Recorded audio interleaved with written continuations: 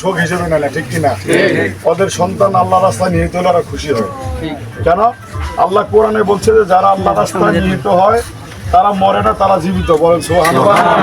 বরং শহীদ ছাড়া যারা মরে যায় ওরাই অরিজিনাল মরে। সুতরাং প্রত্যেকটা মুমিন মুসলমানের ইমানি দায়িত্ব হচ্ছে শাহাদাতের মৃত্যু কামনা করা, ঠিক কিনা? ইসলামের পক্ষে, ন্যায়ের পক্ষে, অন্যায়ের বিরুদ্ধে যে কোনো সময় যে কোনো দেশে মুসলমানদের ইমানি দায়িত্ব হচ্ছে শহীদ হওয়ার জন্য অন্যায়ের বিরুদ্ধে মাঠে নামা, ঠিক কিনা? ঠিক আজকে বাংলাদেশের প্রেক্ষাপটে আমাদের এই টেপরিগঞ্জ পঞ্চগড় জেলার দেবীগঞ্জ উপজেলার টেপরিগঞ্জ ইউনিয়নের ৬ নম্বর ওয়ার্ডের মেলাপাড়া কাদেরের মোড়ের আমাদের এই শাওন ভাই ওই সারা বাংলাদেশের আওয়ামী বাকশালীদের অন্যায় দেখে ঘরে বসে থাকতে পারে না, ঠিক কিনা?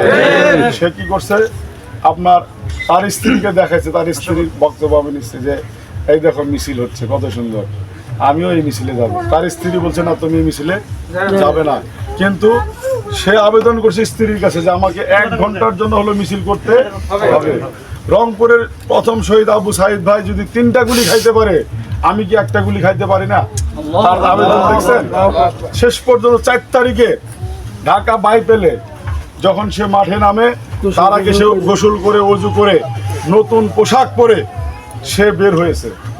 দেখেন মিছিলে ছিল। আর এই আজকে খুনি সরকার, খুনি হাসিনার বাহিনী, পেটুয়া বাহিনী, খুনি হাসিনার পেটুয়া বাহিনী এই বুলেট আমাদের এই তৌহিদ জনতা, ইমানদার, পরেজগার, হ্যাঁ পবিত্র আত্মা এই শাওনের উপরে চালায় গুলি। সে সেখানে শাহাদাত বরণ করে।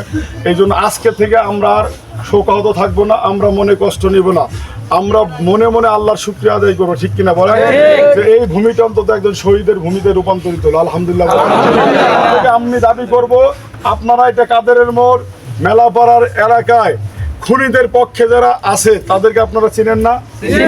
আপনারা বলবেন যে আপনারা তওবা করেন ভাই, এই যে লাশ হয়ে ফিরে আসলো এটার দায়িত্ব আপনাদের দলের, ঠিক কিনা? তাহলে ওই দল, ওই ঘৃণিত দল, ওই পৈশাচিক দল এই টেপরিগঞ্জ ইউনিয়নের তৌহিদ জনতা, মুসলমান হিন্দু কেউ করতে পারে না, ঠিক কিনা? সুতরাং আমরা ওই দলকে ঘৃণা করি। আর ওই দলের লোক আপনাদেরকে বলবো, আল্লাহ রাসূল সাল্লাল্লাহু আলাইহি ওয়াসাল্লামের জামানা হযরত ওমরকে আল্লাহ রাসূল, হযরত ওমর রাদিয়াল্লাহু তাআলা আল্লাহ রাসূলকে হত্যা করতে গেছিল কিনা বলেন? কিন্তু তার পরিবর্তে সে ঈমান আনছে। ঈমান আনার পরে সে আল্লাহর রাসূলের প্রিয় হয়ে গেছিল, ঠিক কিনা? বিশ্বনবী বলছেন যে আমার পরে যদি কেউ নবী হতো, সে নবী হতো হযরত ওমর। সুবহানাল্লাহ। আমরা যারা আওয়ামী লীগ করেন ভাই, আপনাদের কাছে আমাদের আবেদন, মনের দিক থেকে তওবা করে ভালো হয়ে যান, খুনিদের সঙ্গ ছাড়েন, ভারতের দালালি বন্ধ করেন, দেশের মানচিত্র যারা চিবিয়ে খায় তাদের পক্ষে থাকার, তাদের পক্ষে না বলেন, ঠিক কিনা বলেন? বরং যারা ইসলাম প্রেমিক, দেশ প্রেমিক জনতা তাদের পক্ষে হ্যাঁ বলবেন। এই জন্য এই এলাকার মানুষ বিশেষ করে, যেহেতু এই জমিনে শহীদের জমিন এটা, সুতরাং এইখানে আমরা কোনো অন্যায় হতে দিব না। কোনো দালালি, ছল চাতুরি, 2 নম্বরই করে, বাটপারি করে যারা চলে তাদেরকে আর আমরা সময় দিতে চাই না, ঠিক কিনা বলেন? তৌহিদ জনতা আপনাদের পাশে আমরা আছি, বাংলাদেশ জামাত ইসলামী, আপনারা আমাদের পাশে থাকার চেষ্টা করবেন। আর আজকের যে শহীদ যারা আছে আপনাদেরকে আমরা ধন্যবাদ, সৌভাগ্য জানাচ্ছি।